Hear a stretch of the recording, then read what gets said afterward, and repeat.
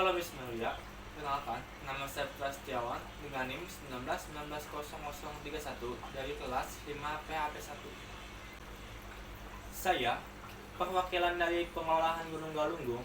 Pada kesempatan kali ini, saya akan melobi dengan tema memajukan tempat wisata di Gunung Galunggung. Pandemi COVID ini sudah melanda Indonesia selama kurang lebih 3 tahun dari tahun 2019 sampai tahun 2022. Pandemi ini telah menghantam industri pariwisata dan ekonomi di Indonesia sejak Februari 2020. Jumlah wisatawan mancanegara yang masuk ke Indonesia mengalami penurunan yang sangat drastis dan puncaknya terjadi pada April tahun 2020 dengan jumlah wisatawan hanya sebanyak 158.000 sesuai dengan data yang kami rangkum pada buku tren pariwisata 2021. Akibat pandemi COVID-19 serta ditutupnya tempat-tempat rekreasi dan hiburan memberikan dampak ekonomi cukup besar terhadap sektor pariwisata.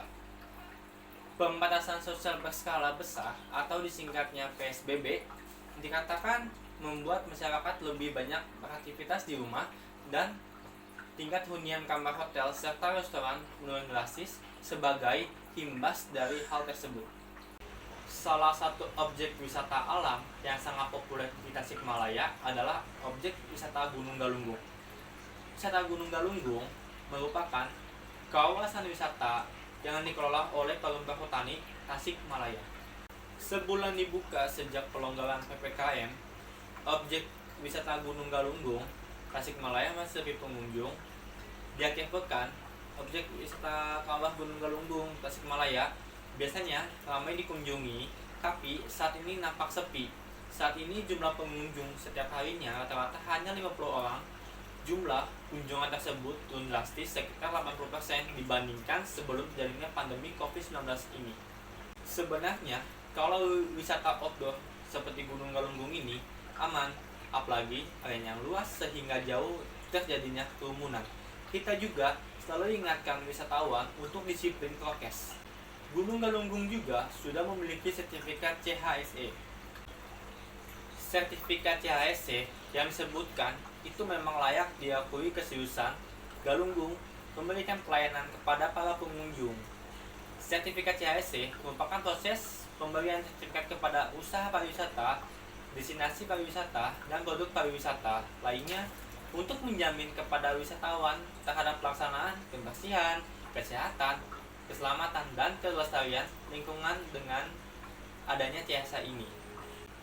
Dan personel Gunung Galunggung yang tak pernah pudar, dia berharap para wisatawan bisa aman dan nyaman berkunjung ke Gunung Galunggung, menikmati wisata alam yang menyuguhkan keindahan alam yang eksotis dan penuh sejarah.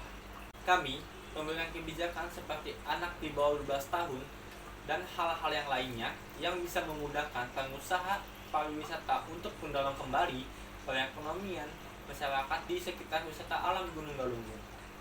Dan ada beberapa keluhan dari wisatawan yang berkunjung ke tempat tersebut, katanya sepilah, ya orangnya aja cuma 6.500, tapi di dalamnya lagi itu harus bayar, ujar Denny Peter.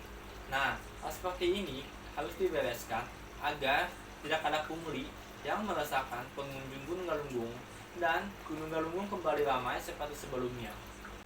Goal yang kami inginkan adalah pariwisata di Tasikmalaya khususnya di Gunung Galunggung ini kembali hidup dan masyarakat dari Tasikmalaya dan dari daerah luar Tasikmalaya datang berlibur ke Gunung Galunggung untuk berlibur sehingga perekonomian di daerah tersebut jalan kembali dengan adanya wisatawan yang berlibur ke Gunung Galunggung. Saya sebagai perwakilan dari pengolahan untuk meminta semua warga dan pemerintah Tasikmalaya khususnya untuk Gunung Galunggung, ayo kita bangkitkan objek wisata Gunung Galunggung, kita ramaikan kembali objek wisata ini. Dan strategi saya untuk mewujudkan dengan cara mempromosikannya kembali tempat ini melalui sosial media dan media lainnya. Sekian dari saya, kiranya yang bisa saya sampaikan kurang lebihnya saya mohon maaf jika ada salah kata yang terucap dan Atas perhatiannya, saya ucapkan terima kasih.